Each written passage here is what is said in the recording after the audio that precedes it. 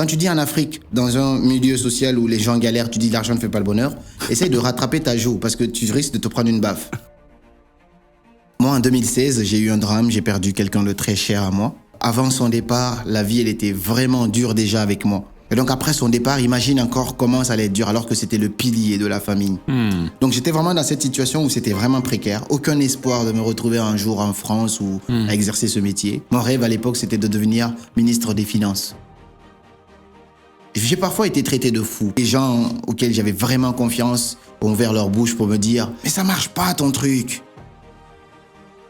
Jim Rohn qui le dit, en anglais il le dit « The illiterate in the 21st century are not those who cannot read and write. The illiterate in the 21st century are those who cannot learn, unlearn and relearn. » Les illettrés du 21e siècle ne seront pas ceux qui ne savent pas lire et écrire. Les illettrés du 21e siècle seront ceux qui ne savent pas apprendre, désapprendre et réapprendre.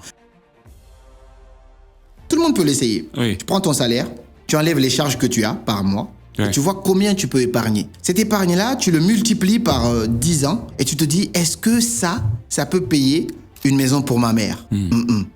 Est-ce que ça, j'adore voyager, ça peut me faire voyager, vivre, kiffer ma vie? Non. Est-ce que ça peut payer ma voiture de rêve? Ma voiture de rêve, elle était un peu chère quand même pour le petit que j'étais à l'époque. Non. Donc quand j'ai vu tout ça, est-ce que ça peut m'aider à financer les études de ma sœur, ainsi de suite? Non.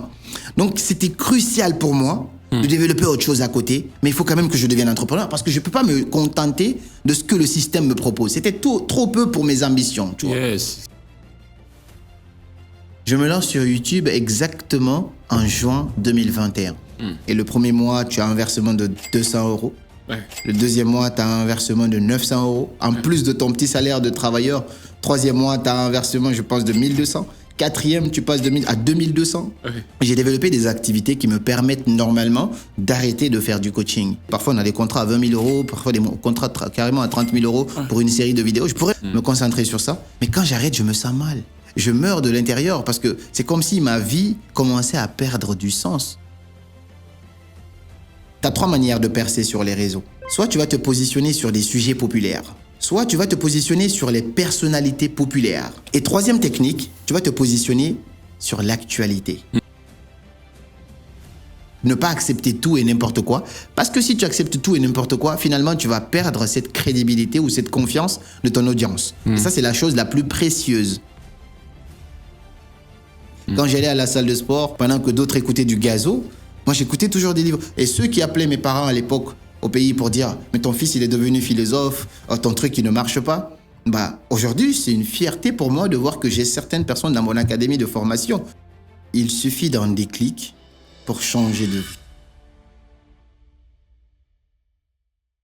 Bonjour à tous, bienvenue dans ce podcast Millionnaire malgré les pronostics. Aujourd'hui, j'ai encore un invité de qualité. Je peux vous dire que si vous quittez ce podcast avant la fin, vous allez manquer l'essentiel et vous allez manquer quelque chose qui est très important pour votre propre vie. Aujourd'hui, j'ai Karamo. Karamo, c'est un créateur de contenu, un entrepreneur qui est extrêmement prolifique. C'est parmi les entrepreneurs afro les plus prolifiques sur les réseaux sociaux. Karamo, c'est 1 650 000 abonnés sur YouTube, c'est plus de 5 millions d'abonnés sur TikTok et Karamo, c'est une présence massive.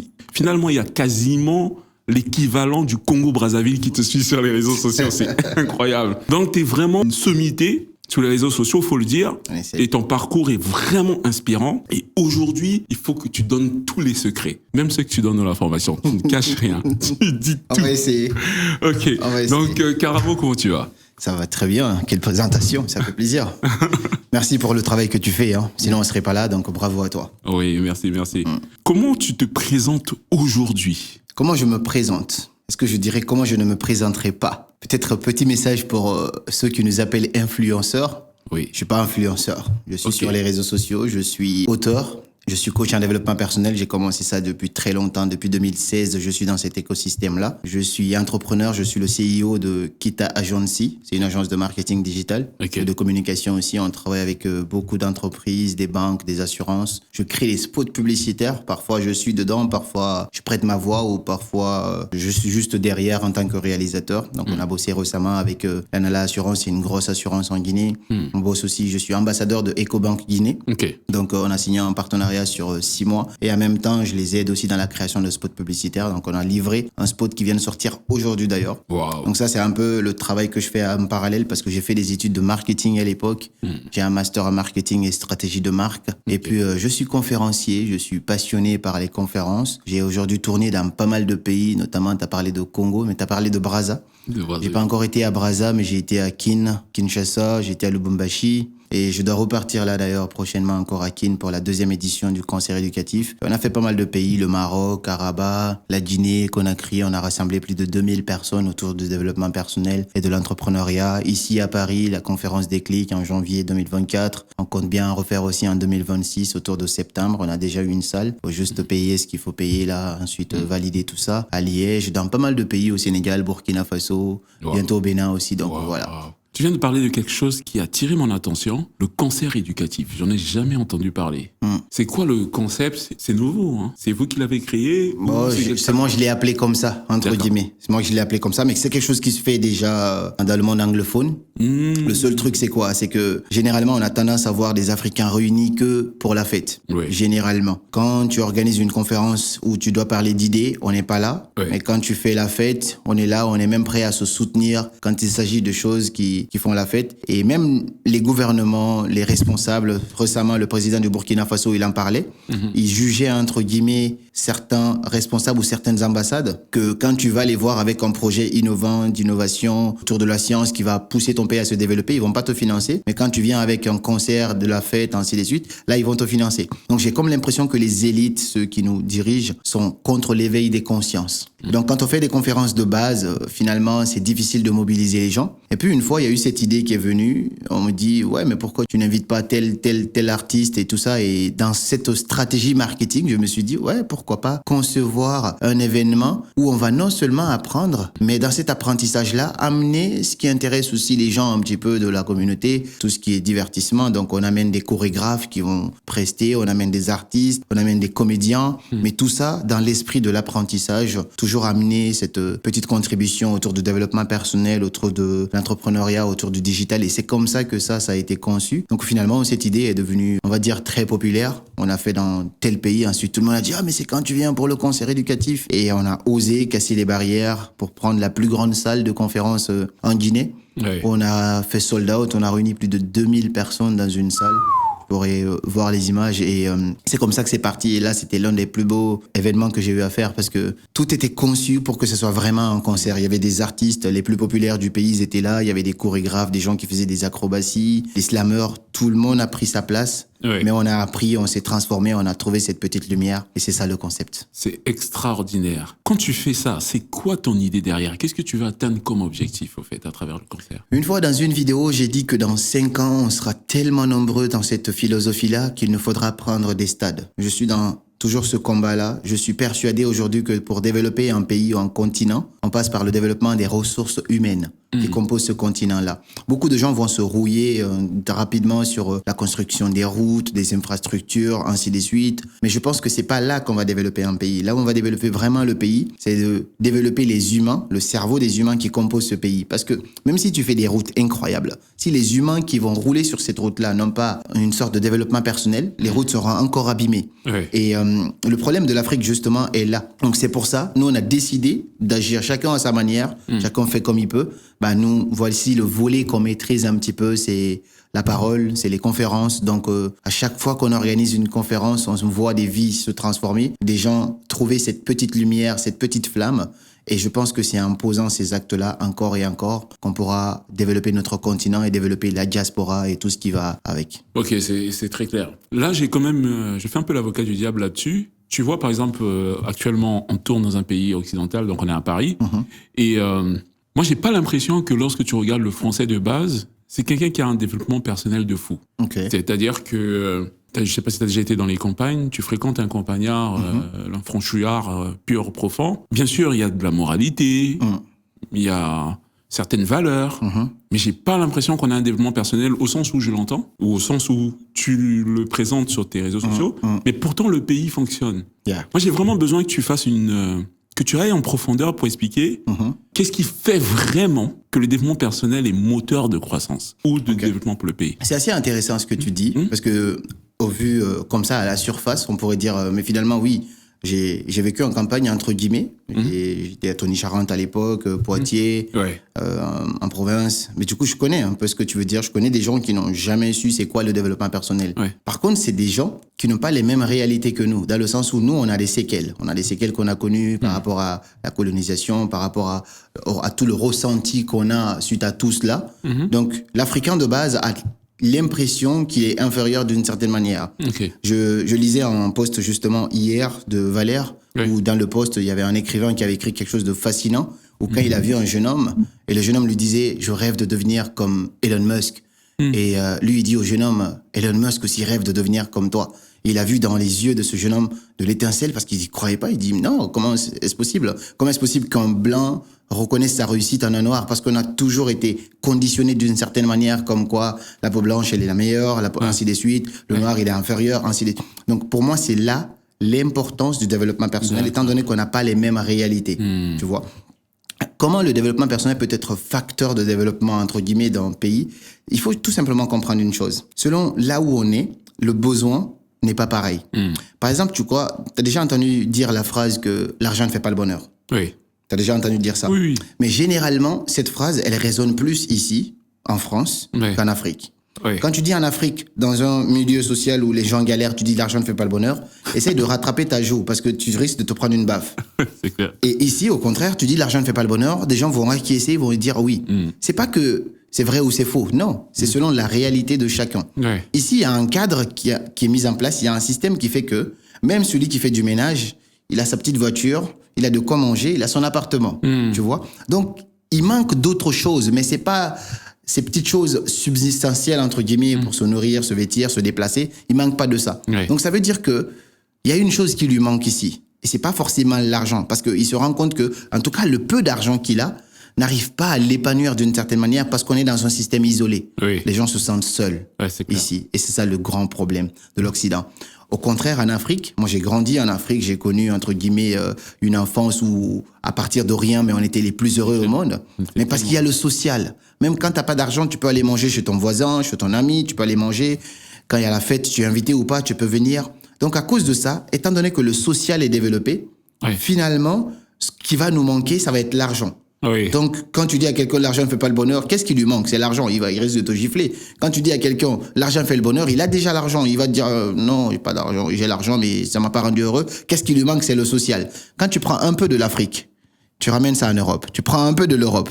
On va dire cette aisance financière. Tu ramènes ça en Afrique, le monde serait parfait. Ouais, ça fait un petit paradis quand même. Donc c'est un peu comme ça. Et si je reviens à ta question, pour moi c'est cette contribution-là de faire comprendre à ceux-là qui ont réellement besoin d'argent, les doter des outils pour qu'ils comprennent, ok, le social, il est là, mais comment peut-être tu peux te servir de cette paix intérieure que tu as déjà pour aller chercher plus dans ta vie, te développer. Parce que quand tu te développes à ton petit niveau, tu peux aussi devenir une source de lumière pour d'autres personnes aussi. Ça, c'est un. Et de deux, on a souvent cette tendance à la victimisation. Et donc, même ici, des tas de personnes ont besoin de développement personnel. Oui, ça c'est... Parce que quand je vois des gens gréver, manifester, il faut gréver, il faut manifester, parce que c'est ce qui fait bouger les choses. Mais ça, il faut le voir à l'échelle collective. Oui. Parce que malheureusement, si tu veux gréver machin pour que ton frigo il change, ça va jamais arriver. On grève pour faire bouger les choses pour la future génération, ainsi de suite. Mais jamais aucun président ne viendra dans ton salon pour dire « Bon alors, Frédéric, ça fait longtemps que tu galères, il est temps que tu me dises c'est quoi tes problèmes, je vais les résoudre. » Jamais ça n'arrivera.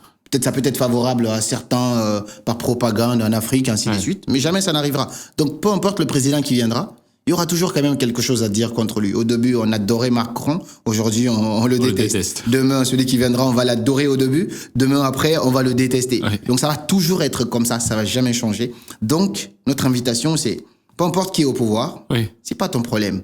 Si Ce qui compte, c'est comment toi, tu peux devenir une source de lumière pour toi et ensuite devenir à ton tour une source de lumière pour d'autres personnes dans ton entourage. Devenir cette bénédiction d'abord pour toi, pour ta petite famille et aller à l'échelle du développement du monde entier. C'est très intéressant. Moi, ce que je comprends pas, et tu vas me l'expliquer, c'est qu'est-ce qui fait dans ton parcours que tu finis par choisir ce type de combat? D'où ça vient, en fait? C'est assez intéressant. Il y a cette phrase que j'aime bien dire, c'est « il suffit d'un déclic pour changer de vie ». Ça a même été le slogan de ma conférence d'ici à Paris. Ok. Le truc, c'est quoi? C'est que moi, en 2016, j'ai eu un drame, j'ai perdu quelqu'un de très cher à moi. Avant son départ, la vie, elle était vraiment dure déjà avec moi. Et donc après son départ, imagine encore comment ça allait être dur alors que c'était le pilier de la famille. Donc j'étais vraiment dans cette situation où c'était vraiment précaire. Aucun espoir de me retrouver un jour en France ou à exercer ce métier. Mon rêve à l'époque, c'était de devenir ministre des Finances. Ça, c'était vraiment mon rêve. Ouais, je le répète encore.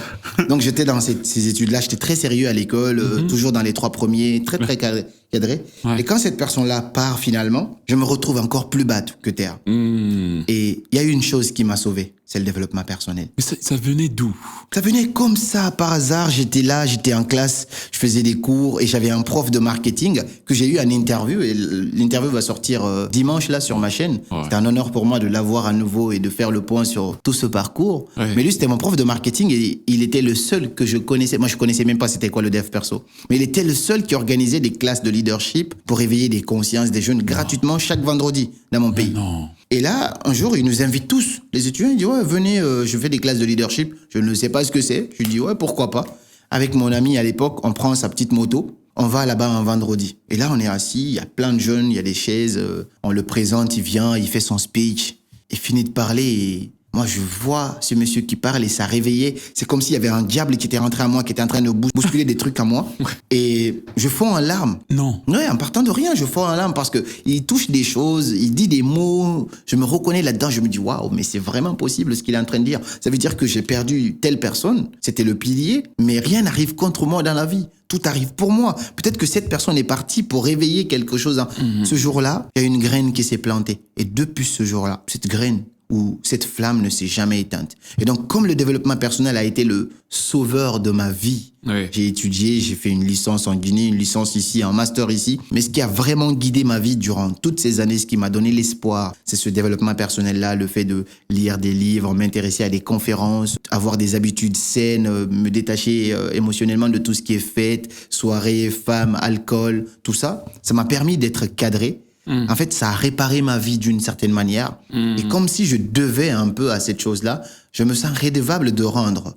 C'est-à-dire aujourd'hui, j'ai développé des activités qui me permettent normalement d'arrêter de faire du coaching. Oui, très clairement, j'ai arrêté. Je peux aujourd'hui clairement arrêter de faire du coaching, arrêter même de faire des vidéos autour du développement personnel et tout, et m'en sortir très bien dans ma vie. Mais quand j'arrête, je me sens mal. Ouais, je meurs de l'intérieur parce que c'est comme si ma vie commençait à perdre du sens. Et les sages disent qu'on ne meurt pas quand on arrête de vivre, mais on meurt quand on arrête de trouver du sens à notre existence. Et dès que j'arrête, je me sens mal. Sinon, aujourd'hui, j'ai beaucoup de tournures. Je peux totalement me consacrer aujourd'hui à mon agence de marketing digital parce qu'on arrive à décrocher des gros contrats. Ouais, c'est ce que tu disais. C'est bon. Je pourrais me consacrer à ça ou rien que me consacrer à ma chaîne YouTube en parlant de business et tout ça, des vidéos sponsorisées. Parfois, on a des contrats à 20 000 euros, parfois des contrats carrément à 30 000 euros pour une série de vidéos. Je pourrais me concentrer sur ça, mais je serais pas heureux tant que je ne sens pas que quand j'ouvre ma bouche, je n'apporte pas un plus à la vie des gens. J'ai l'impression de ne pas vivre avec du sens, quoi. Quand tu arrives en France et que tu es du coup dans ton master ou ta licence, est-ce que tu sens déjà une différence entre toi, à ton niveau de développement personnel, et la plupart de tes camarades? Oui. Ah ouais? Oui. Comment tu le décris? Tu décris ça comment? J'avais l'impression qu'on ne venait pas du même monde. Oui. Ouais, après, cette différence-là, moi, je pouvais peut-être le percevoir comme positif, mais quelqu'un d'autre pouvait me percevoir comme bizarre. Ou peut-être arrogant?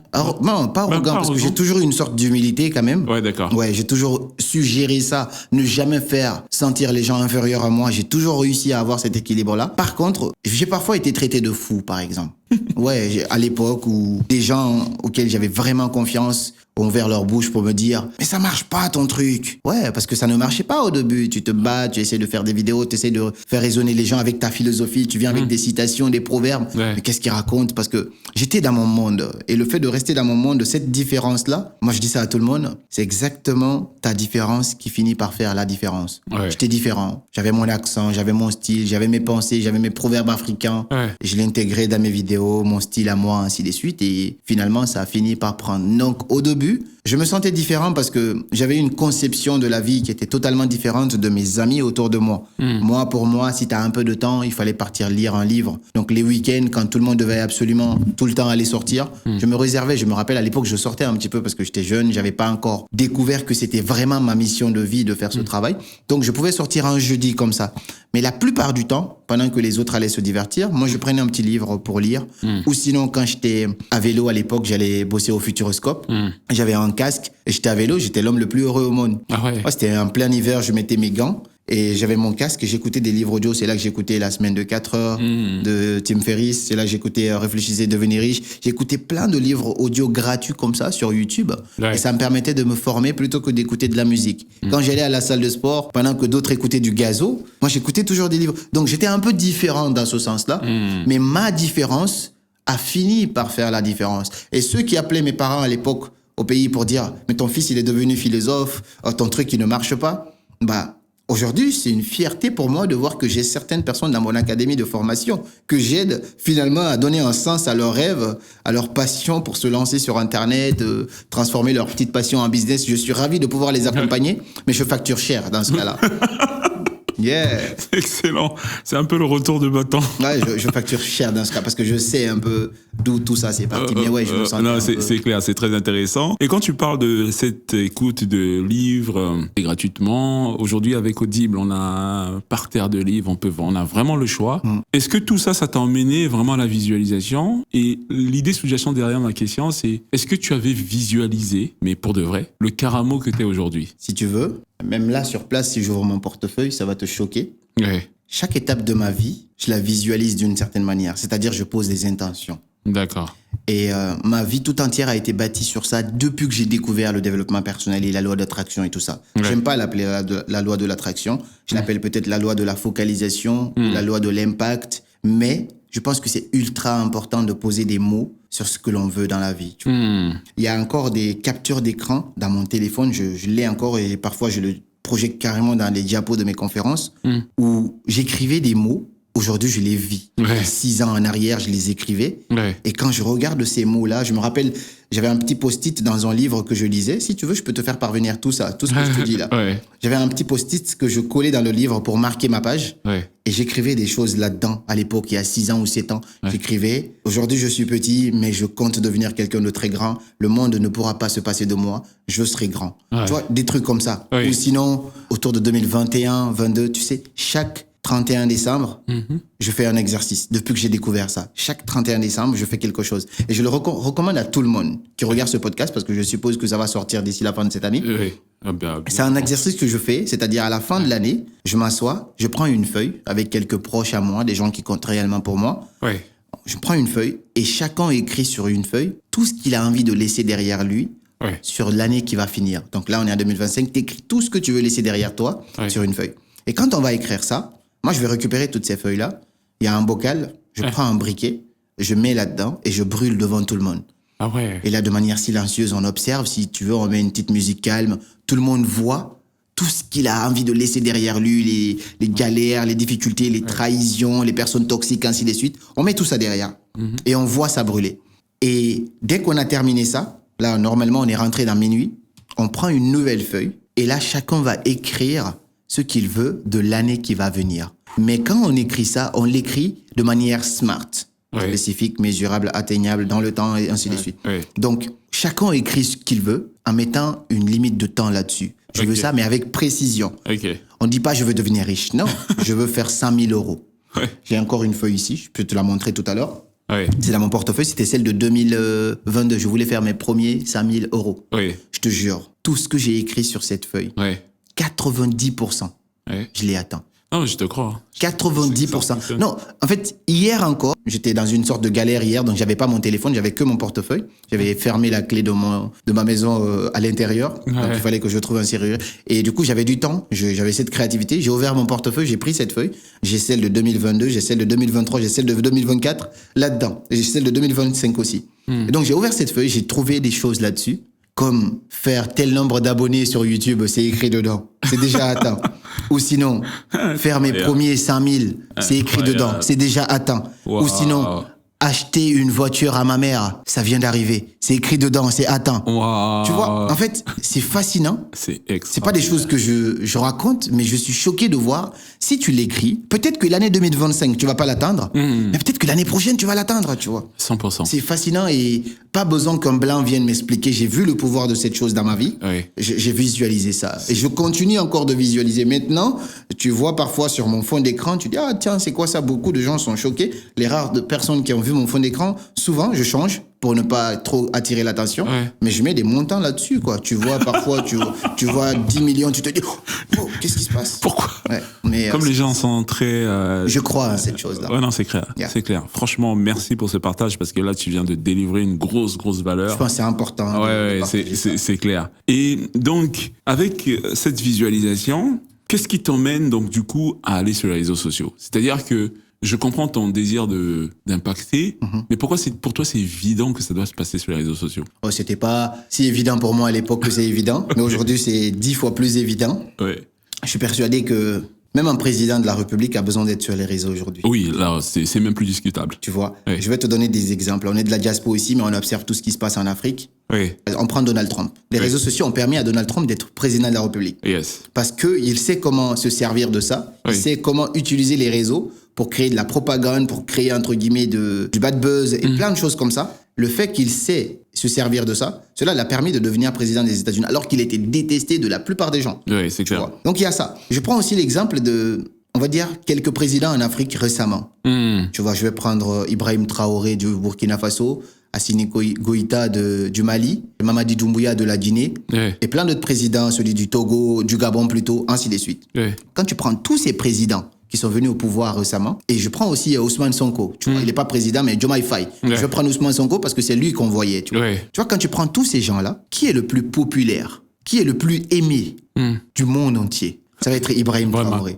Et pour quelle raison? Parce que c'est quelqu'un qui sait utiliser le pouvoir de l'influence. Et ça se passe par quoi? Par les réseaux sociaux. Ah non, mais lui, je pense que soit lui, soit son équipe, ils sont capables de délivrer une masterclass. Parce que ce qu'ils sont en train de faire, c'est fou. T'as vu? Dans n'importe quelle langue, je me permets de faire cette petite parenthèse, dans n'importe quelle langue, il y a des contenus sur Ibrahim Traoré. T'as vu? Je dis bien dans n'importe quelle langue connue sur les réseaux sociaux. C'est un truc que de ce malade. soit en espagnol, en anglais, etc. Et c'est des contenus qui font des millions de vues. Moi, je m'assois, j'observe ça. Tu vois, quand tout le monde blablate, ouais, c'est le président qu'il nous faut. Parfois, tu vois des commentaires, s'il vous plaît, faites de lui le président de l'Afrique, ainsi de suite. Moi, je m'assois, j'observe ce qui s'est passé, tu vois. Quand le président français fait une sortie sur l'Afrique et tout le monde est contre, les autres présidents ont peur d'ouvrir leur bouche, de parler, ainsi de suite. Lui, c'est le type de personne qui va répondre à ça de manière raisonnable, mais quand même l'afficher sur les réseaux. Donner son avis. Et boum, ça crée une sorte de popularité derrière. Et c'est comme ça que ça s'est bâti au fur et à mesure. Aujourd'hui, les autres présidents de d'autres pays, quand ils organisent une élection, on va dire, ah, il a volé le pouvoir. Lui, il a même pas besoin d'organiser parce que c'est les gens qui lui disent, reste. Les gens l'obligent à rester finalement, tu vois. Donc, je pense que là, je te parle d'un président. Oui, non, clairement. Mais que tu sois vendeur de haricots, que tu sois pâtissier, que tu sois comédien, tout le monde a besoin de Internet aujourd'hui, des réseaux sociaux. Parce que c'est Jim Rohn qui le dit. En anglais, il le dit, "The illiterate in the 21st century are not those who cannot read and write. The illiterate in the 21st century are those who cannot learn, unlearn and relearn." Les illettrés du 21e siècle ne seront pas ceux qui ne savent pas lire et écrire. Les illettrés du 21e siècle seront ceux qui ne savent pas apprendre, désapprendre et réapprendre. Ça veut dire que tu as tes anciennes habitudes. Mais si tu veux être de ceux qui connaissent aujourd'hui, il ne s'agit pas de juste savoir lire et écrire, non, ou aller à l'université. Non. Il faut savoir apprendre, désapprendre de tes anciennes croyances, tes anciennes connaissances et réapprendre encore de nouvelles choses. Yes. Ça veut dire savoir s'adapter à l'innovation. Wow. Parce que c'est soit tu t'adaptes, soit tu meurs. Donc un coach en développement personnel comme moi, j'aurais pu faire mon coaching dans le quartier. J'aurais pas eu... je pense que si j'avais fait aujourd'hui 10 000 euros au total sur toute ma carrière, ça aurait été énorme. Sans Internet. La vérité, c'est un peu ça. Ouais. Par contre, le fait de faire Internet, c'est de vulgariser ma petite connaissance, ce qui aurait pu toucher peut-être juste une petite ville ou quelques personnes du quartier ou un petit pays. Ouais. Finalement, ça touche le monde entier. Yes. Parce qu'Internet, il est accessible à tout, que tu sois beau ou pas. Si tu fais ce que les gens veulent voir, finalement, on va le voir. Yes. Donc, c'est pour ça, c'est crucial. Et quand je me suis lancé là-dessus, Internet a totalement changé ma vie. Au moment où tu te lances, est-ce que tu prends la décision de te former? Ah ouais, tu te lances à la one again. Je me lance à travers une technique qu'on appelle la modélisation. Je vois des gens qui faisaient ce que moi, je me sentais capable de faire. Je me disais, quand même, je pense que ça me parle beaucoup. Je voyais à l'époque David Laroche, Dev Perso. Je voyais Sudei qui faisait des vidéos. La qualité, elle était incroyable. Et du coup, ça m'a donné envie de me lancer petit à petit. Je me suis d'abord lancé. Et j'ai appris sur le tas. J'ai pris des formations sur le chemin. Surtout chez les anglophones, je me suis beaucoup formé. J'ai payé pas mal de formations à ce niveau-là. Mais j'ai aussi cette facilité d'observer, tu vois. D'avoir cette humilité, de voir ce qui marche chez l'autre, de me dire comment ça pourrait marcher à ma manière chez moi. L'adapter, tu vois. Yes. Mais ouais, c'est comme ça que j'ai appris sur le tas. Et puis, c'est devenu mon jeu préféré, finalement, Internet. Ouais, c'est clair. Il était très fort à ce jeu. On essaye. Et donc, du coup, autour de ça, tu as créé une entreprise. À quel moment arrive la première entreprise? Moi, j'ai pas écouté ce que les gens disent en mode étudiant étranger, t'as pas le droit de... Non. Moi, j'ai créé mon auto-entreprise, c'est passé d'un coup. Je l'avais pas créé avant parce que j'étais pas encore assez connu. Je faisais quelques petits coachings, c'était mes premières sources de revenus. Quelques petits coachings parce que je parlais que de développement personnel et de relations. À l'époque, j'avais beaucoup de femmes qui avaient beaucoup de gourmands. À l'époque, c'était ça mon travail. Donc, on me payait soit par PayPal, un truc comme ça. C'est une fois, il y a eu une grosse campagne marketing autour d'une entreprise ici. Je pense ça devrait être dans le sport, un truc comme ça. Ils organisaient un gros événement et ils avaient besoin de personnes connues pour divulguer ces messages-là. Et pour la première fois, ils m'ont proposé de juste faire des stories, une série de stories, et de les mentionner pour leur événement. Et on m'avait proposé 1 500 euros. Wow. Ouais, juste des stories. Et là, je me dis, tiens, c'est intéressant. Par contre, on pouvait pas me payer parce que j'avais pas de numéro ciré. Ouais. Et c'est là que je commence à m'intéresser à cette histoire de numéro ciré là. Je sais pas où ça va sortir, mais ça va sortir. C'était en décembre. Et là, j'ai fait toutes les démarches. 2 semaines plus tard, j'avais déjà mon numéro ciré. Et j'ai commencé. Et j'ai fait ce partenariat-là. Ils m'ont payé 1 500. Par la suite, d'autres gens m'ont contacté. Donc, YouTube a toujours été, à part quand on fait des événements, ou quand on fait des formations, avant mon entreprise actuelle, YouTube a toujours été ma grosse source de revenus. Ouais. Donc, quand tu te lances directement sur YouTube? Non, tu te lances pas sur YouTube. J'étais sur Facebook en faisant des carousels à l'époque. Oui. Canva, tu écris des textes, on partageait ça. Yes. Ensuite, Instagram, des IGTV. Ok. Ouais, des vidéos, je sais pas si tu vois IGTV. Oui, très bien. Du coup, on faisait ça à l'époque. On partageait plein de petites vidéos comme ça. Ça marchait pas forcément bien. Et puis, TikTok est arrivé. Oui. On m'a dit, vas-y sur TikTok. Oh, non. J'avais quelques vues, mais j'étais constant. Il n'y avait pas d'explosion. Tout le monde me connaissait pas. Je me débrouillais de petite manière. Je refusais d'aller sur TikTok parce que je pensais que c'était fait pour danser. Et je voyais des gens qui prenaient leur place, mais je refusais. Et puis, une fois, j'ai eu cette idée comme ça de me lancer sur TikTok. Ouais. Et petit à petit, j'ai commencé à prendre mes IGTV et les balancer là-bas. Ou même à créer d'autres vidéos. Parfois, c'était même pas ma tête, mais je les créais, je les concevais. Toujours dans l'idée de motiver les gens. Et ça a commencé à prendre petit à petit. J'ai eu l'idée très rapidement parce que j'avais suivi une formation qui expliquait un peu ce processus-là. Comment ramener les gens de ton TikTok à Instagram. Parce que TikTok, je trouvais ça trop éphémère. Tu ne pouvais pas connecter avec les gens, il n'y avait pas de story, il n'y avait pas ce lien. Donc, je faisais toujours en sorte de ramener les gens sur mon Instagram parce que là-bas, je pouvais directement discuter avec les gens. Donc, j'avais vraiment délaissé Facebook parce que Facebook, c'était que l'Afrique. Et moi, je voulais plutôt prendre ma place ici. Et donc, j'ai fait Instagram. Parfois, je faisais des vidéos sur TikTok, je les finissais pas. Je disais, si tu veux la partie 2, suis-moi sur Instagram. Ça énervait certaines, mais ça ramenait une audience. Et donc, j'ai alterné ça comme ça. Je me lance sur YouTube exactement en juin 2021. Plein de gens m'avaient dit, mais va sur YouTube, tu pourrais gagner plus d'argent. Je gagnais pas d'argent avec TikTok. C'était juste, j'étais un peu suivi. Oui. Je me rappelle, je bossais encore en camping parce que mes jobs d'été, j'allais les faire en camping. Et j'étais là, j'avais plus de 100 000 abonnés sur TikTok. Je commençais à être connu, mais j'avais que dalle. Je faisais encore du ménage en camping, tu vois. Ouais, je donnais des conseils, les gens commençaient à adorer mes conseils. Mais moi, j'étais là, j'enlevais des toiles d'araignée. Je me rappelle parfois, des jeunes hommes venaient me voir. Oh, on peut faire une photo? Je mettais mon balai à l'arrière.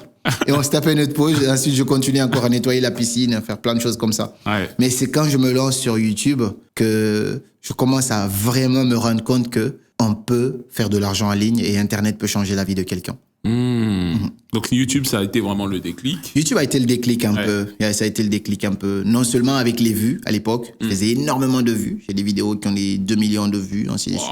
Ouais. Donc là, le premier mois, tu te lances et dès que tu te lances, quelques jours plus tard, quelques semaines, tu es monétisé. Et le premier mois, tu as un versement de 200 €. Ouais. Le deuxième mois, tu as un versement de 900 €. En plus de ton petit salaire de travailleur. Troisième mois, tu as un versement, je pense, de 1200. Quatrième, tu passes à 2200. Ouais. Quelqu'un qui n'avait jamais gagné 2000 € de sa vie. Ouais, c'est faux. D'un coup, c'était impressionnant. Du coup, ça a vraiment ouvert une porte. Ouais. Et puis après, plein de choses se sont ouvertes plus tard. Si tu devais donner un conseil à... Je vais prendre un profil classique. Une personne qui est salariée, qui a énormément de compétences, qui a des choses à partager au monde, qui s'interroge sur l'intérêt d'aller sur les réseaux sociaux et surtout qui se pose la question, est-ce qu'en allant sur les réseaux sociaux maintenant, j'ai un potentiel pour réussir? Et la réussite, je vais la catégoriser en deux parties. D'accord. Est-ce que la première personne veut réussir pour devenir notorious, avoir de la notoriété, OK. faire comme toi, aller chercher un million d'abonnés sur YouTube. Et tu me présenteras pour la deuxième personne, c'est une personne qui veut gagner de l'argent, générer 3 000 € par mois sur YouTube. Si tu devrais structurer un parcours, faire une masterclass pour le public, à quoi ça ressemblerait? C'est quoi le type de conseil que tu donnerais à cette personne? C'est beaucoup ce qu'il demande, Frédéric. Ça, c'est des choses que... On fait payer, c'est ça? Généralement, quand tu as un savoir que tu as accumulé durant toutes ces années, c'est tout à fait normal de facturer cela. Je commencerai, avant de lui donner quoi que ce soit comme conseil, de faire mon travail, ce que je sais faire de mieux, de lui trouver les raisons pour lesquelles il devrait se lancer. Ce que tu me demandes, c'est le comment. Oui. Moi, je dirais toujours aux gens, avant d'aller chercher le comment je dois faire ci, comment je dois faire ça, demande-toi pourquoi tu dois faire ci, pourquoi tu dois faire ça.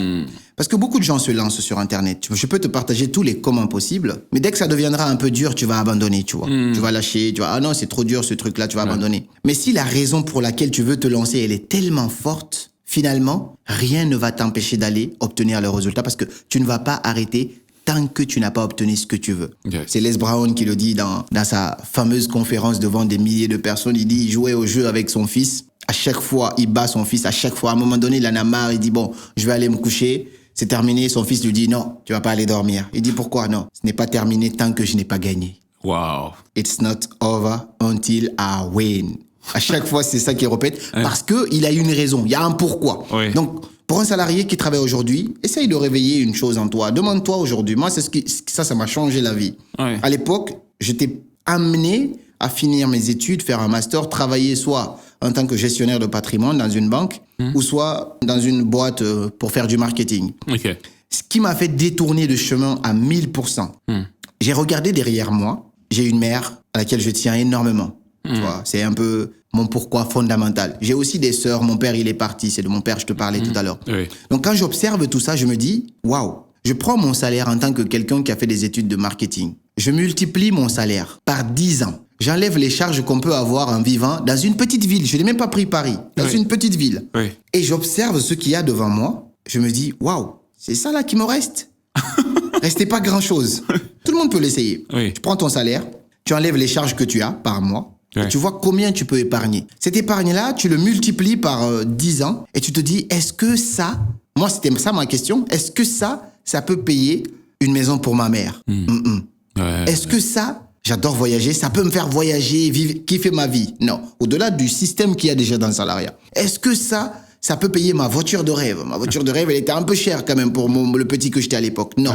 Donc, quand j'ai vu tout ça, est-ce que ça peut m'aider à financer les études de ma sœur, ainsi de suite? Non. Donc, c'était crucial pour moi de développer autre chose à côté, au-delà de toute la passion qui pouvait y aller, tu vois. Donc, c'est là que je me suis dit, il faut que je devienne entrepreneur. Dans quoi, je ne sais pas. Mais il faut quand même que je devienne entrepreneur parce que je peux pas me contenter de ce que le système me propose. C'était trop peu pour mes ambitions, tu vois. Et donc, ça, c'est la question que tout le monde devrait se poser. Si la réponse est oui, quand tu multiplies ton salaire et que tu es bien, au-delà de la santé mentale qui va avec, dans ce cas-là, t'as même pas besoin de mes conseils tout de suite. Par contre, s'il y a un couac, que tu sais que là, tu es en train de te faire avoir par le système, à la fin, ce que tu vas avoir, c'est juste la vieillesse et tu auras plus d'énergie, même si tu as économisé de l'argent, de profiter de ça. Dans ce cas-là, peut-être que ce petit conseil qui vient va te servir. Donc d'abord, tu trouves le pourquoi en toi. Et quand ce pourquoi il est trouvé, même quand ça sera compliqué, même quand tu vas devoir traverser ce qu'on appelle le désert sur les réseaux, parce qu'on traverse tous ça, tu fais des vidéos, tu vas voir, tu es le seul à liker. Je pense que même toi, tu es passé par là. Bien sûr. Tu es le seul à liker, tu es le seul à commenter. Tu vas demander à ta copine, est-ce que tu peux liker, s'il te plaît, pour faire 2 likes au moins. Pour passer ces caps-là, il faut avoir un pourquoi fort qui va te permettre de t'accrocher. Maintenant, deux manières de se lancer sur les réseaux. Soit tu vas chercher la notoriété, comme tu le dis tout à l'heure. Ça a des avantages, parce que ça veut dire, dans tout cet écosystème, devenir quand même une star, ne pas juste te contenter de gagner ton argent. Ça veut dire quand il y a des événements, être imparable, tu es invité, ou même ça t'ouvre des opportunités, tu vois, beaucoup d'opportunités. La notoriété, c'est pas rien quand même. C'est quand même devenu une sorte de pouvoir aujourd'hui. Ça te permet de rencontrer des présidents, des ministres, des chefs d'État, des grands entrepreneurs, parce que tu as ce que les gens recherchent. Dale Carnegie dit que le besoin le plus ardent chez l'être humain, c'est le désir d'être important. Quand tu es connu et tu as la notoriété, certaines personnes ont envie de s'associer à toi uniquement parce que tu as cette lumière. Ils veulent s'accrocher à cette lumière-là. Donc, tu as 2 manières. Soit tu vas aller chercher ça, ou soit tu vas te dire, moi, j'ai pas besoin d'être une star. Totalement normal. D'ailleurs, on n'a pas besoin d'avoir 1 million d'abonnés pour gagner sa vie. D'accord. Et donc, toi, tu vas te dire, je vais lancer un business en parallèle qui va me permettre de gagner 2 000, 3 000, 5 000 euros par mois. C'est possible, sans même devoir devenir une star. Je connais des gens aujourd'hui qui ont moins de 2 000 abonnés sur YouTube, mais qui font des 10 000 euros par mois, tu vois. Donc, pour aller droit au but, parce que je sais que c'est ce que tu attends, tu cherches la notoriété, et ben dans ce cas-là, tu te lances sur les réseaux sociaux, de préférence sur les réseaux le plus rapide, TikTok. Tu te lances sur TikTok et tu commences à traiter des thématiques. Il y a 3 volets. Tu vas même reconnaître certains dans ces 3 volets-là. Tu as 3 manières de percer sur les réseaux. Soit tu vas te positionner sur des sujets populaires. Nous, dans notre cas, c'est du développement personnel. Tu vas traiter des sujets que les gens se demandent tous les jours. L'amour. Comment se remettre d'une rupture amoureuse. Comment trouver l'homme, la femme. Quel type de femme, quel type d'homme, ainsi de suite. Ça, c'est des sujets autour de la relation. Ou sinon, d'autres sujets aussi. Mais en tout cas, tu vas te positionner sur les sujets populaires. Soit tu vas te positionner sur les personnalités populaires. Un peu ce que tu as utilisé comme technique.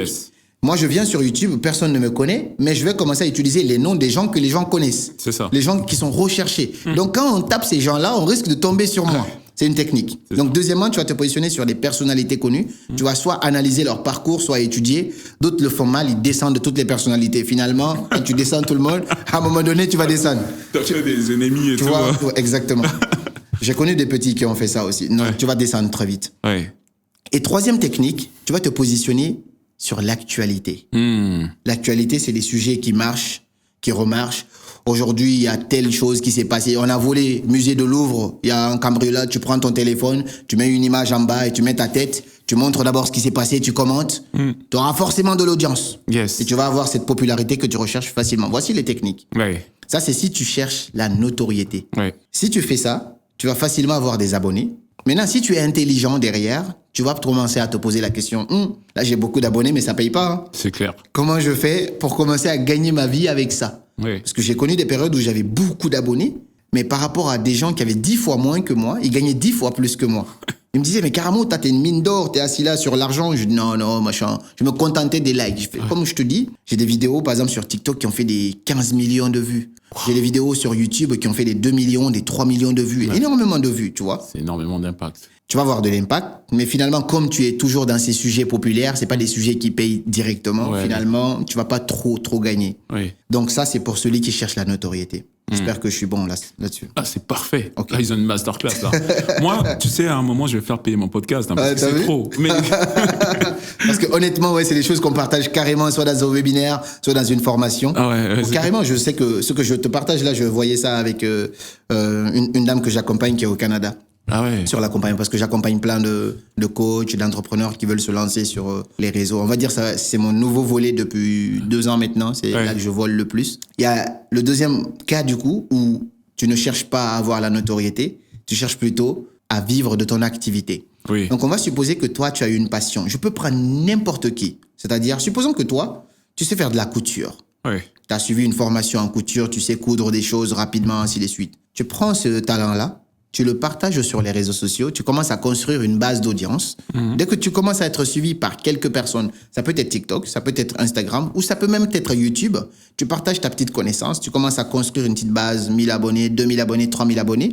Et là, il y a 4 volets. Le premier volet, c'est que tu vas commencer à proposer des accompagnements one-to-one. Yes. Tu vas mettre un lien Calendly qui est très simple. Les gens vont réserver un appel. Tu dis, tu partages une vidéo et quelqu'un qui veut apprendre ce que tu as fait, tu partages ton histoire. Réserve un appel avec moi, je vais voir avec toi. On réserve un appel avec toi, tu discutes avec la personne. Moi, voici ma compétence. Si ça t'intéresse, je peux te le proposer. Si tu sais comment positionner ton offre, si tu as suivi une belle formation et que tu peux transmettre ça, si tu décides d'accompagner cette personne-là, tu peux commencer à facturer 2 000 € ou 3 000 €. Si tu accompagnes, supposons 2 000 € ou 2 500 €, si tu as 4 personnes sur 1000 abonnés seulement, 1000 abonnés c'est peu, hein? Mais si tu as seulement 4 personnes qui te font confiance pour que tu les accompagnes, c'est du one-to-one, ça va te prendre de l'énergie, mais c'est toi qui les coaches, mais au moins tu sais que tu vas avoir un retour sur investissement. Si tu as 4 personnes que tu accompagnes à 2 500 € sur 1 mois ou 2 mois ou 3 mois, c'est qui te fait 10 000 €. Tu n'as que 1000 abonnés, mais tu as déjà fait 10 000 €. Et on vit très bien avec 10 000 €. Beaucoup plus que bien même. Parce que la moyenne des gens ici gagnent sauf si tu fais l'erreur que les gens font, tu gagnes 10 000 € et tu augmentes tes charges de manière drastique. Tu prends un appartement hyper cher, d'autres choses ici, une voiture, l'assurance. Là, 10 000 € c'est petit pour toi finalement. Donc voici un peu une technique. Ça, c'est le premier volet. Deuxième volet aussi, tu peux, au-delà de l'accompagnement, tu peux finalement décider de sortir un produit numérique autour de ton truc. Il y en a qui vont écrire un livre, il y en a qui vont écrire en PDF, qui vont distribuer, qui vont vendre. Ça aussi, ça peut être assez utile. Donc, si je retourne encore sur l'histoire de quelqu'un qui fait de la couture, c'est le même cas. Il peut écrire en PDF qu'il va vendre sur Etsy et mettre un lien, communiquer sur les réseaux et ramener les gens là-dessus et vendre ça comme il peut.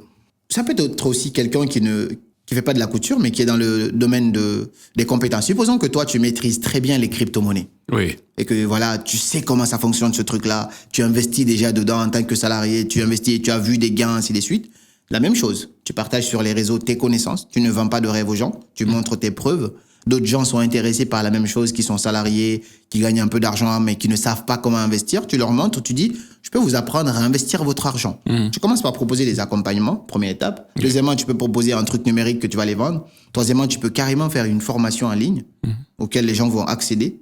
Donc, ils vont commencer à suivre ça et toi, ça devient un automatique. Donc là, tu peux scaler de manière très rapide. Ou même, quatrièmement, tu peux organiser des masterminds. Tu organises des masterminds, tu vas louer une petite salle où tu peux accueillir 30 personnes. Tu réunis des gens qui sont intéressés par la même thématique. Tu factures ça à la journée. Les gens viennent. Si tu es intelligent, tu peux même animer ça. Tu fais concert éducatif. Tu amènes un coach sportif, un prof de yoga, un truc comme tu mets une piscine dedans. Les gens viennent en une journée pour apprendre, s'amuser en même temps, réseauter. Et tu as une communauté. Et si tu factures ça, je connais un gars qui a fait ça. Il a facturé 1 000 € la nuit. J'étais invité en tant que conférencier dans un château qu'il a pris et tout ça. Chaque membre, chaque participant a payé 1 000 € pour un week-end. On vient samedi dans la journée, on dort, dimanche, on repart. Ouais, c'est clair. Et si tu as 30 personnes, tu as fait 30 000 € en une journée. Waouh. Tu vois, ça, tu ouvres vraiment des perspectives parce que la plupart des gens ne savent même pas que c'est possible de faire des... C'est possible. L'avantage du physique, de l'événement, c'est que c'est concret pour la personne qui l'achète. C'est très concret. Il faut aussi serrer tes ceintures parce que si tu n'as pas confiance en ce que tu fais, tu peux pas proposer des gens de venir en physique parce que si tu fais de la merde, ça se voit direct. Tu vois. C'est pour ça, moi, je dis, avec ChatGPT, tout le monde peut écrire un texte sur LinkedIn, sur Facebook. Dans les vidéos YouTube aussi, on peut, parce qu'on peut utiliser des prompteurs et tout ça. Mais moi, je scripte mes vidéos. C'est-à-dire que je viens pas faire du hasard. Pour rester professionnel. On scripte aussi. Même moi, quand j'ai des vidéos auxquelles je tiens, moi, j'improvise beaucoup par contre. 90% de mes vidéos sont improvisées. Moi, j'improvise 40%. C'est pas la même chose. Moi, je parle de sujets qui sont faciles à traiter, développement personnel. Quand je parle de business, je scripte. Surtout quand ma vidéo elle est sponsorisée. Chaque vidéo sponsorisée est scriptée. Parce que le client attend que tu restes cadré d'une certaine manière. Donc, dans ce cas-là, tu vas scripter. Mais dans tous les cas, il n'y a même pas de mal à vouloir scripter sa vidéo. Le seul truc, c'est que on ne doit pas rester bloqué dans cet environnement-là. Il faut développer des skills. Comme ça, exactement. Le jour où tu as l'opportunité d'être devant les gens, tu peux amener une masterclass et on dit qu'on n'a jamais une deuxième chance de faire une première bonne impression. Bravo. Donc, c'est exactement ça. Toujours. Et tu vois, par exemple, sur le sponsoring, moi, par exemple, là, c'est un échange, tu vas me donner quelques conseils. Moi, j'ai toujours refusé tous les sponsorings jusqu'à présent. Les Ghost VPN et machin. Et en plus, ils y vont, hein. 5 000 € pour machin. Ouais, je connais. Et parce que j'ai une vision, je vois pas l'intérêt de parler de ces gens-là sur mes vidéos parce que je ne trouve pas qu'ils vont apporter l'impact que je recherche. En fait, je suis dans une logique que si tu ne viens pas contribuer à ma mission, en fait, tu ne sers à rien. Ok. Et plus je discute avec les créateurs de contenu, il y a certains qui me disent, ouais, vas-y un peu quand même mollo, t'es un peu trop extrémiste dans ton J'étais un truc. peu comme toi. C'est vrai? 1000%. Ouais. Je pouvais montrer carrément des partenariats que je refusais avec fierté. Oui, Je le mais je sais montrais comme dans ça. mes conférences. Je Ouais. le dis. Là, on m'a proposé 5 000 euros, j'ai refusé et tout ça. Pour ma part, Oui, c'est pas toi, hein. Oui. Ça c'est ma part. oui. Il y avait aussi un blocage par rapport à l'argent. Ah, J'étais bloqué par rapport à l'argent. Et il y a des petits signes qui prouvent que tu auras encore du mal à franchir certains paliers. oui. Et ça, c'était des petits signes chez moi. Oui. C'est pas pour toi, Voilà. c'était quoi les raisons. Mais c'était des petits signes chez moi parce que tu dis que tu veux devenir riche. Tu dis que tu veux avoir de l'argent parce qu'avec de l'argent, tu peux encore aider plus de personnes, avoir plus d'impact pour ta famille, pour le monde. Mais des opportunités comme ça viennent. Il n'y a pas 10 millions de manières de monétiser une chaîne YouTube. Oui. On monétise une chaîne YouTube, soit tu vends un programme de formation, tu auras vendu quelque chose, soit tu acceptes des partenariats, des sponsorings, ainsi de suite. Donc, quand j'ai appris à débloquer cette barrière-là, Oui. j'ai plutôt essayé d'être moins extrémiste. Voici ce que j'ai fait. J'ai encore aujourd'hui, il n'y a pas un jour qui passe sans que j'ai des demandes de partenariat. Oui. Par contre, je trie. Oui. Tout ce qui n'est pas aligné avec ce que je peux faire sur ma chaîne, je refuse. D'accord. Je parle de développement personnel, de business, mais quand tu m'amènes un truc, par exemple, autour de vêtements, je refuse. Oui, ça a aucun sens. Il y a des marques comme, c'est quoi, Temu, m'ont déjà contacté pour faire un partenariat. Ils m'ont contacté, carrément, ils mettent Ah un oui. paquet, sans forcément rentrer dans les chiffres. Oui, non, mais je J'ai sais. dit non, parce que c'est pas aligné avec mes valeurs, mes principes. Oui. Je m'habille, je paye mes chemises, machin, je fais de la publicité de Sud Supply, et mes costumes, je les paye au moins à 600 balles, tu vois. Ouais. Je vais pas porter des trucs à 600 balles et venir proposer des trucs à 80 ou 50 euros, 40 euros à des gens sur ma chaîne. Dissonance. Tu vois. Ouais, Donc, c'est- tant que c'est pas aligné avec mes valeurs, je dis non. Par contre, quand c'est un peu aligné, Ouais. la question, c'est pas qu'est-ce qu'ils vont apporter à ma chaîne. Non. Eux, ils ont des services à vendre. De la même manière que Apple a un téléphone à vendre, de la même manière que NordVPN a un truc à vendre, de la même manière que Build Your Store a un truc à proposer. C'est pareil pour toutes les entreprises. Maintenant, c'est à toi de voir, est-ce que ce que je propose sur ma chaîne, est-ce que c'est aligné avec ce que je veux présenter comme sponsor de cette vidéo?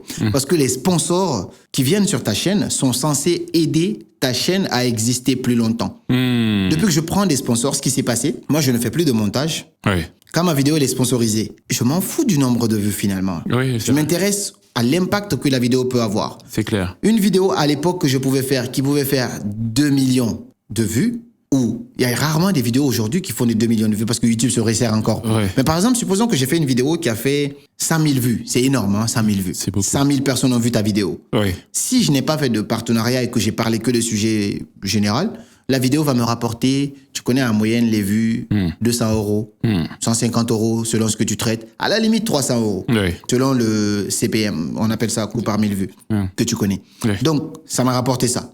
Alors que, au contraire, si ma vidéo elle est sponsorisée, je peux payer le meilleur des monteurs vidéo, je peux payer le meilleur des graphistes, comme ça la vidéo s'autofinance. Le reste, c'est un intérêt. C'est des bénéfices. Donc, les sponsors vont te permettre de continuer à faire, de soutenir ton travail, de continuer à faire ce que tu fais de manière très lucide et pro, mais toujours rester transparent et honnête avec les gens. Oui, ça c'est clair. Toujours. Quand ma vidéo elle est sponsorisée, je précise que c'est un sponsor et tu ne vends jamais de rêve aux gens. Ouais. Tu ne dis jamais quand tu cliques sur ça, ta vie va changer. Non. Tu dis c'est le sponsor de cette vidéo, voici ce qu'il propose. Il y a le lien dans la description si cela t'intéresse. Point. Ouais. Les gens savent que c'est un partenariat et tu apportes aussi une solution. Moi, j'ai collaboré avec des entreprises de transfert d'argent à l'époque. Ouais. Et des tas de personnes, quand ils se rappelaient qu'ils ont envie d'envoyer de l'argent, ils me relançaient. En mode, tu m'avais parlé d'une application sur ton truc, là, c'est quoi d'ailleurs? Donc, tu vois, finalement, c'est pas négatif. Ouais, c'est pas C'est négatif. proposer une solution, Une solution. à ceux qui sont intéressés. Yes. Mais toujours de faire, c'est ça la subtilité, toujours le faire de manière lucide, de manière, on va dire, authentique, éthique. C'est Yes. ça le mot. De manière éthique, ne pas accepter tout et n'importe quoi. Parce que si tu acceptes tout et n'importe quoi, finalement, tu vas perdre cette crédibilité ou cette confiance de ton audience. Et ça, c'est la chose la plus précieuse que tu peux avoir aujourd'hui. C'est pas l'argent, les 5 000 euros qu'on va te proposer, ou 2 000 euros, ou 3 000 pour une vidéo. C'est plutôt la réputation que tu as. Donc, peu importe comment tu vas accepter les partenariats, toujours penser à la chose la plus chère, déjà, que tu as, c'est ta réputation. Yes. Ne jamais vendre ça pour quelques milliers d'euros. Ouais, c'est clair.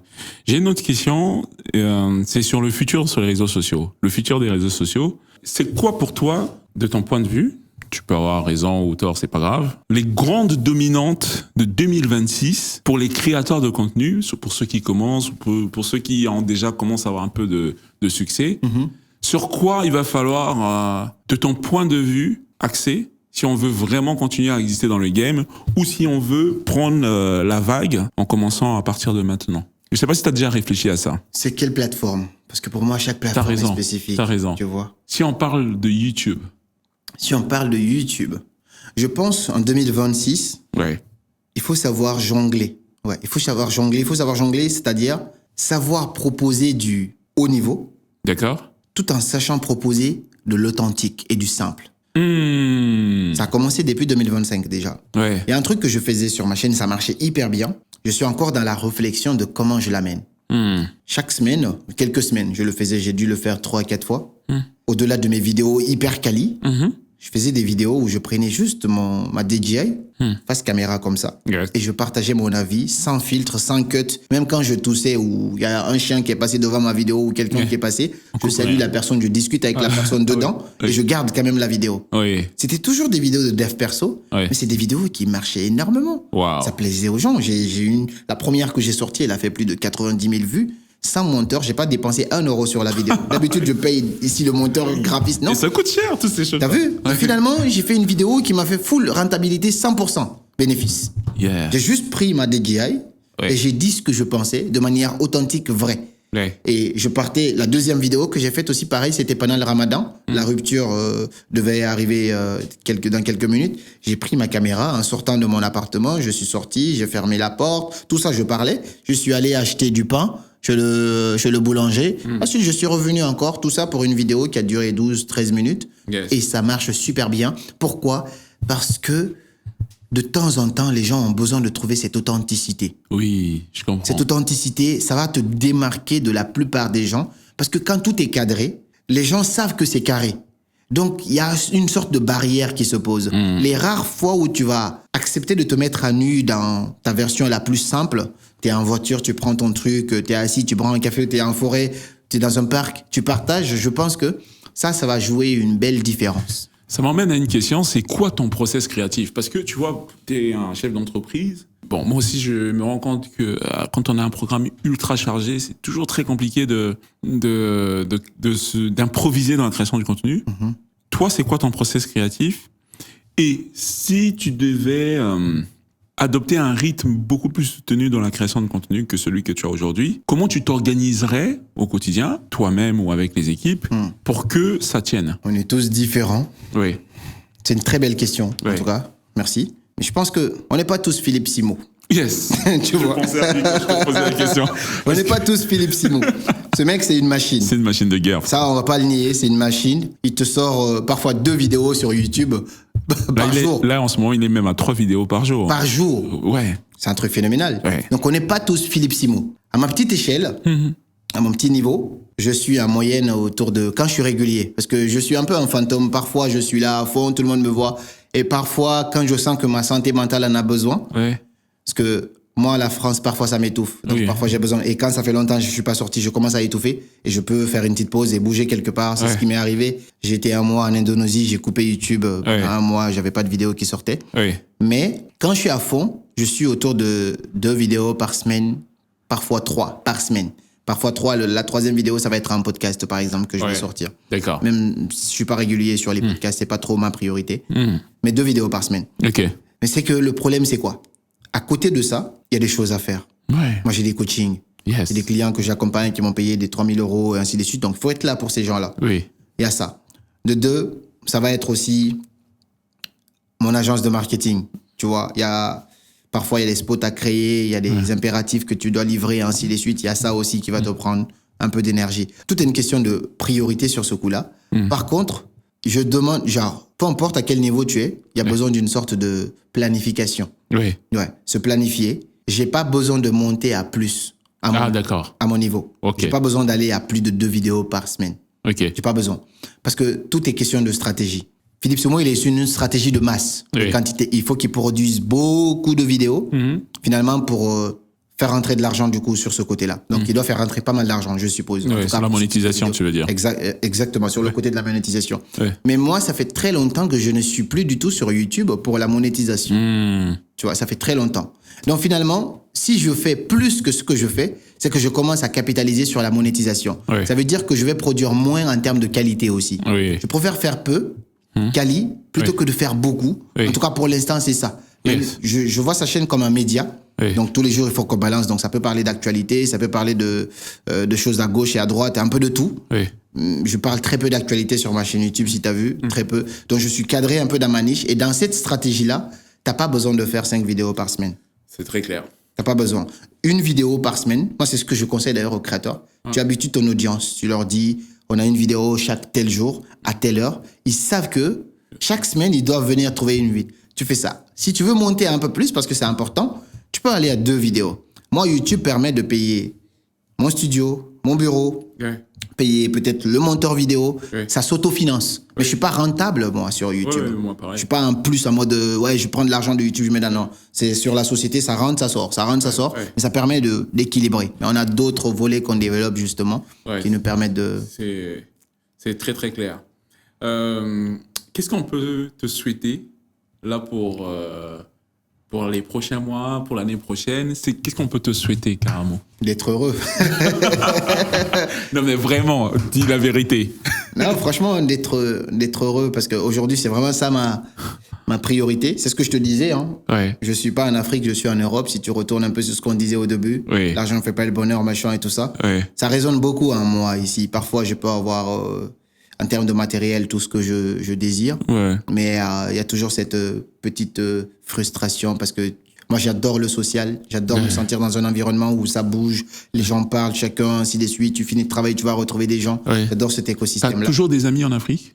Oui. Ok. Oui, quand je vais en Afrique, je vis ma best life, moi. Ouais. Là, j'y vais encore bientôt au Congo. Je sais que ça va être encore un kiff total, malgré que je vais pour le travail. Et 2026, je suis censé partir 3 mois en Indonésie. Je l'annonce là, à partir de février, je suis censé partir 3 mois. Il y a quoi en Indonésie? Parce que ça correspond un peu au style de vie que je recherche. Je pense qu'on recherche l'argent, on travaille, on impacte les gens, mais on cherche l'argent, c'est pour kiffer notre vie. Ouais. Et là-bas, il y a cet écosystème d'entrepreneurs nomades qui correspond beaucoup à l'âme que j'ai. Moi, je suis quelqu'un qui adore la nature, les plages, le surf, la simplicité. Oui. Et j'ai un peu tout ça là-bas. Je vis le même loyer que je paye ici. Si je paye ça là-bas, je pourrais avoir des gardes-corps. Matin, midi, soir, tu vois. C'est clair. Donc, finalement, il y a ce cadre-là. Mais ce qu'on pourrait me souhaiter, c'est continuer d'impacter, Yes. continuer de grandir, peut-être avoir la motivation d'amener la chaîne à 10 millions, comme tu le dis. Oui, je pense que tu as le potentiel. Ça en tout pourrait cas, venir. sur le Game Info, c'est toi qui as le plus de potentiel d'aller à 10 000. Ça pourrait venir. 2026, en tout cas, je me concentrerai beaucoup sur YouTube, étant donné que je vais beaucoup bosser à distance. Donc, YouTube sera l'une de mes priorités. Et en septembre, si Dieu le veut, c'était en avril, mais j'ai décalé comme j'ai vraiment besoin de cette pause. Peut-être qu'on fera une belle conférence, une grande conférence en concert éducatif, version Paris aussi. Waouh. Si Dieu le veut. En tout cas, on a prévu une salle de 1000 personnes à peu près. Yeah. Et on va se donner, tu seras le bienvenu parmi nous. Franchement. Je serais ravi de t'avoir parmi nous. Tu fais un beau boulot. Je sais que c'était pas à moi de t'interviewer, mais je sais que ça viendra. Ouais. C'est sûr et certain. En tout cas, je suis très fier de ce que tu amènes. Merci. Le professionnalisme que tu mets dans ton travail. Merci. C'est très propre. C'est rare quand moi je commente une vidéo. C'est clair. Tous ceux qui me regardent le savent, c'est rare. Ouais. J'ai commenté ta vidéo en disant que c'est propre parce que quand je vois du bon et quand je vois du travail sérieux, ça me plaît de faire reconnaître à ces gens-là qu'ils font du bon travail. Merci. Bravo. Et ça me va droit au cœur. Merci d'avoir regardé la vidéo jusque-là. N'hésitez pas à liker, vous abonner, commenter, partager la vidéo à toute la famille, aux amis. Et sachez que sur cette chaîne, il n'y a que du bon. Donc, vous ne partez pas tout de suite. Vous regardez cette vidéo-là qui va aussi aborder un autre entrepreneur. Ça peut être en podcast ou en vidéo storytelling. Et je peux vous assurer que c'est une vidéo à voir absolument. À tout de suite. Tchuss.